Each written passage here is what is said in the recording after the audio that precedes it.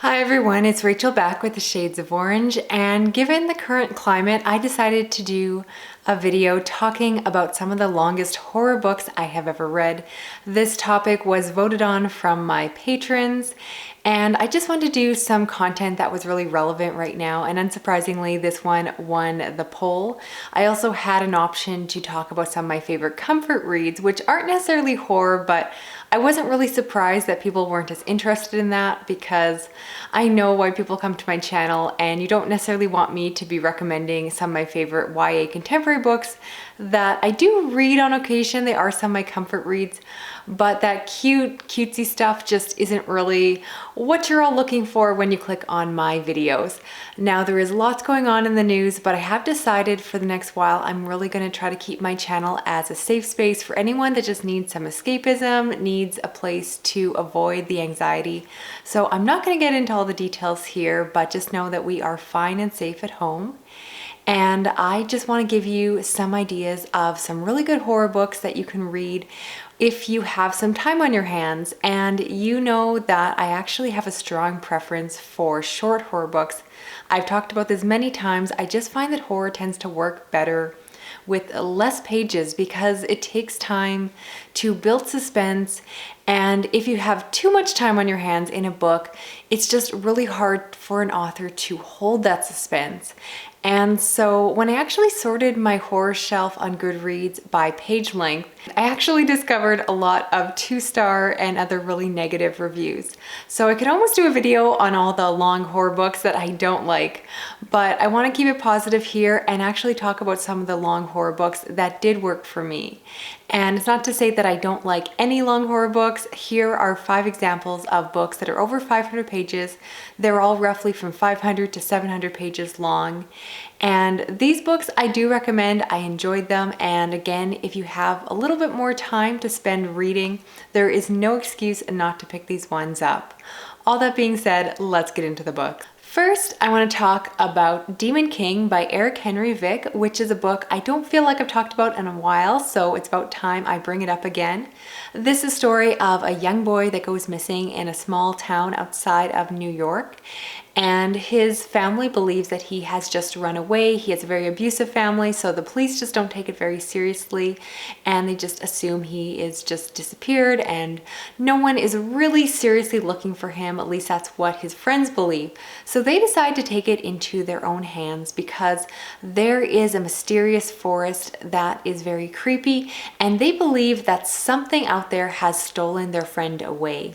Now they are forced to, of course, fight that evil and take it on themselves and fight these supernatural beasts that are in the woods. This is very much a story of kids fighting evil, which is a very classic trope in the horror genre.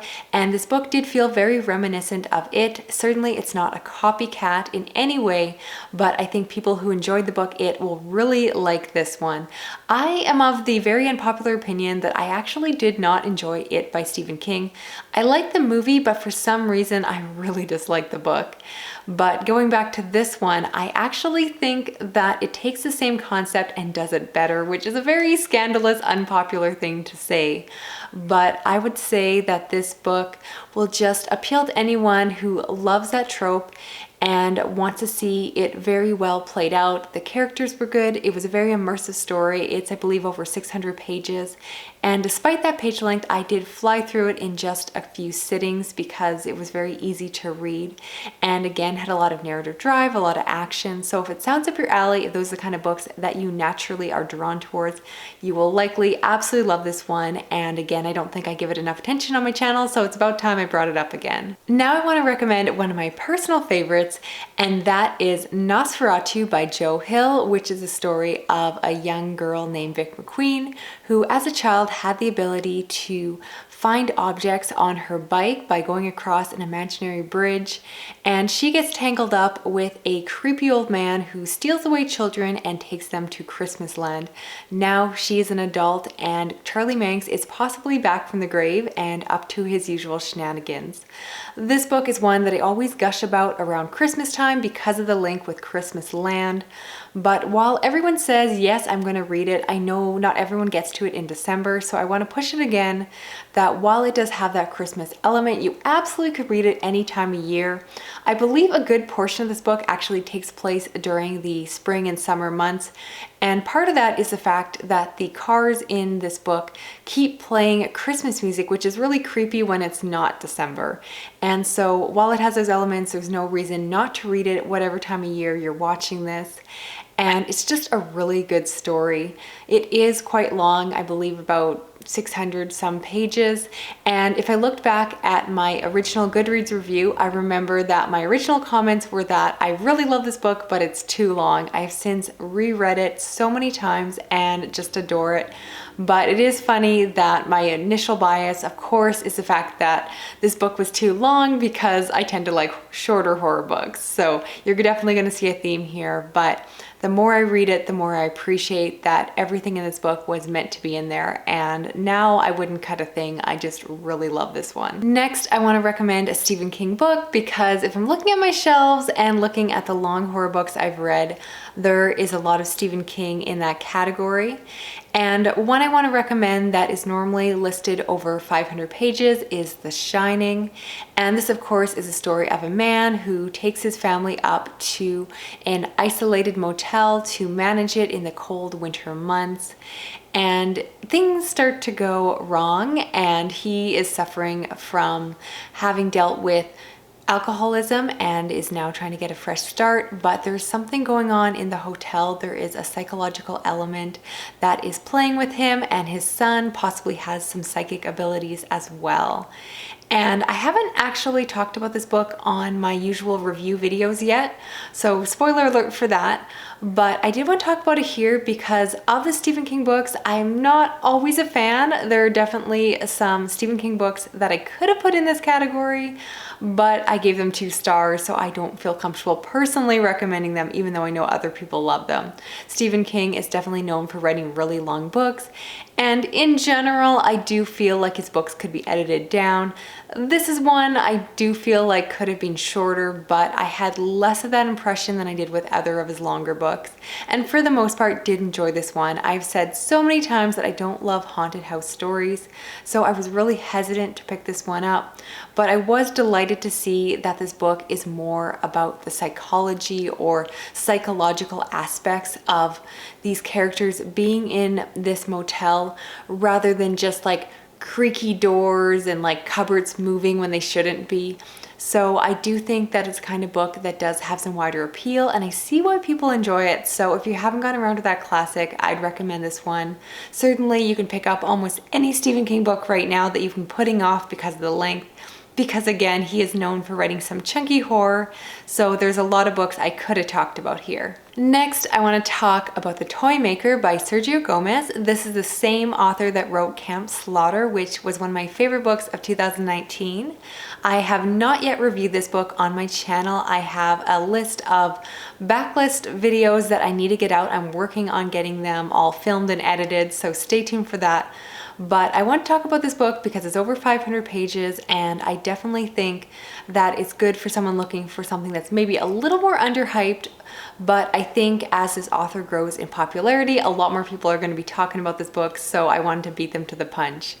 This is a story that is told over a few perspectives, one being an elderly man who worked as a toy maker.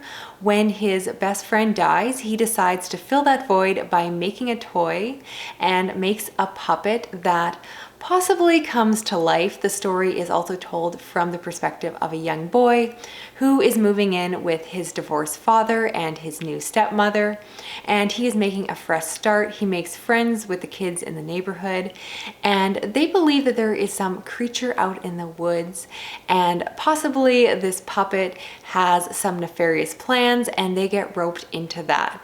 This is another one of those stories that is kind of kids fighting evil, but for whatever reason it worked really well for me.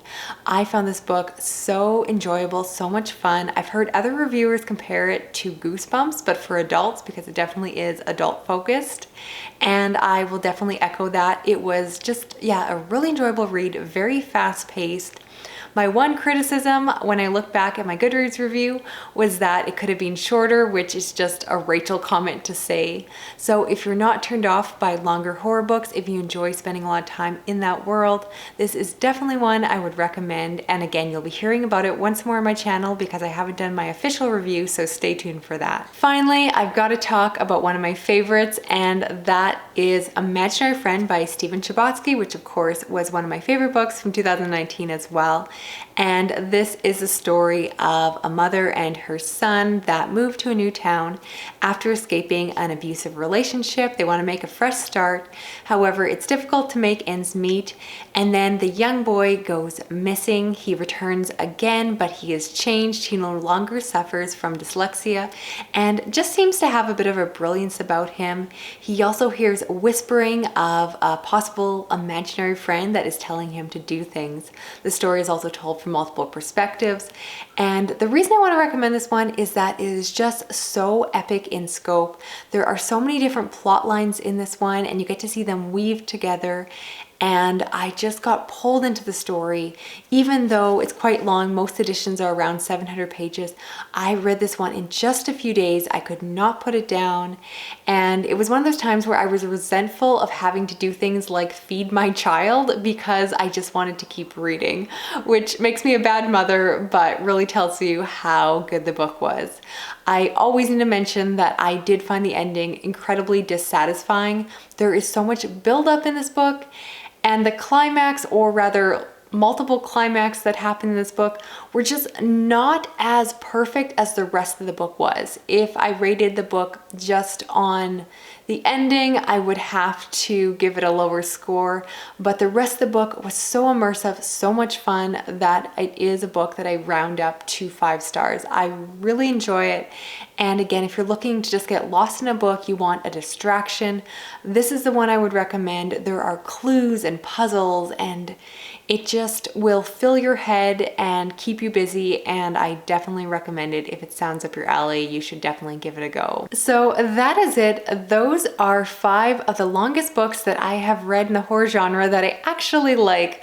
I'll be honest, I didn't have a lot of books to choose from. I wanted to only talk about books that were over the 500-page number.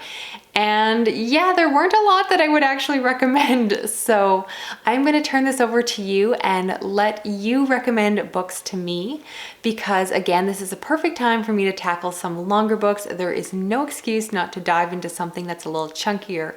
So recommend me longer horror books that you actually think I will like. Books perhaps that are very immersive, books that have a lot of narrative drive and the plot moves along and maybe aren't necessarily bogged down with detail, books that you feel that the page number is justified because the information in the book all had to be there. So I would love to hear your recommendations for long horror books down below, especially for those of you that share my opinion that horror tends to work better when it's shorter.